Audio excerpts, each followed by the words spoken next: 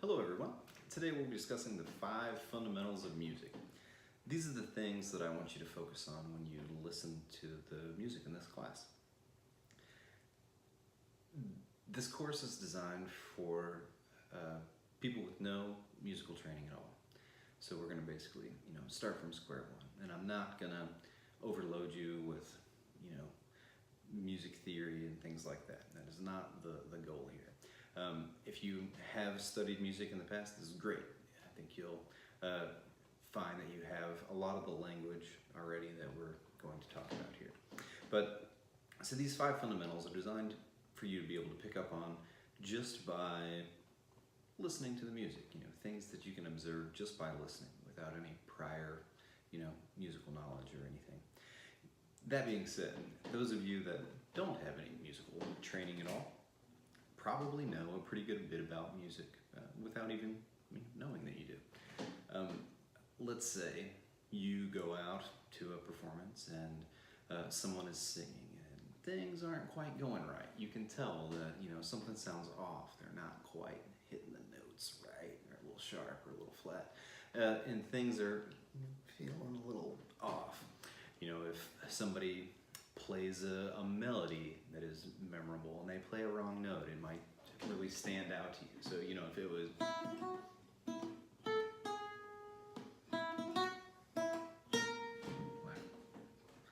that's not Happy Birthday, that hurt my soul.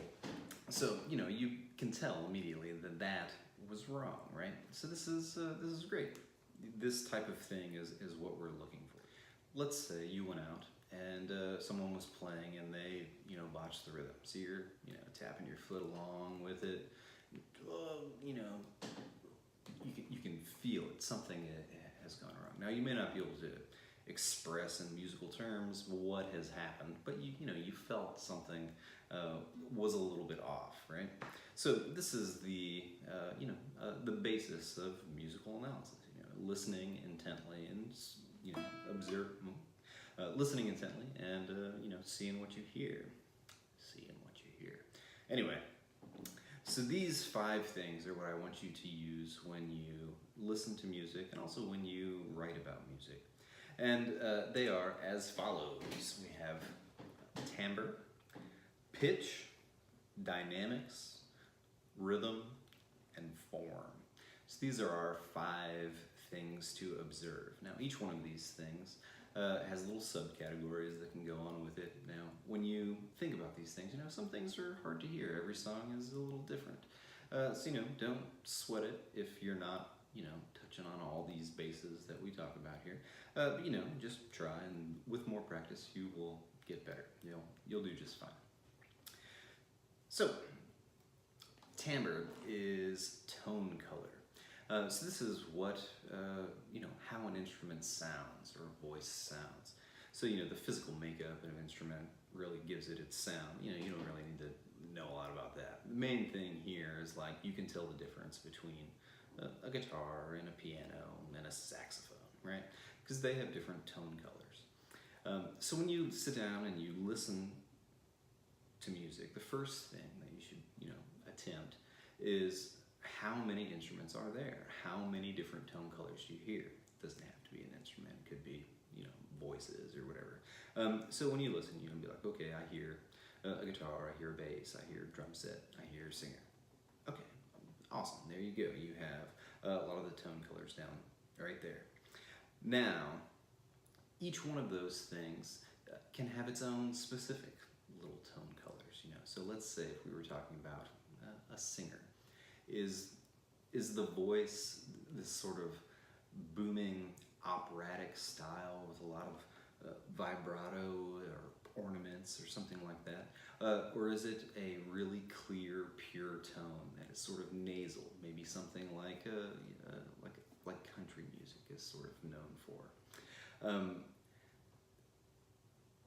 The other thing that could maybe play into this is the recording of the song itself that you're listening to. So, when recorded sound first came around, these early record producers, and more as time went on, these record producers started to develop their own sort of sound prints in the same way that musicians do. So, you know, like if I hear a guitar player that I know, say, like if I hear the first couple of notes of a tune, I'll be like, oh man, that's Eddie Van Halen right there. In the same way that when you listen to a song and you hear a voice that you recognize it by like the grain of the voice or the quality of the voice. Like, hey, I can tell that that's Johnny Cash. I can tell that that's Drake. Some record producers develop their own sort of sound print like that, which we will discuss a little bit later. But some other things that maybe you can think about as far as the recording process goes is what type of effects are used? Is there reverb? Does it sound like it was recorded in an enormous hall where the sound kind of bounces back and forth?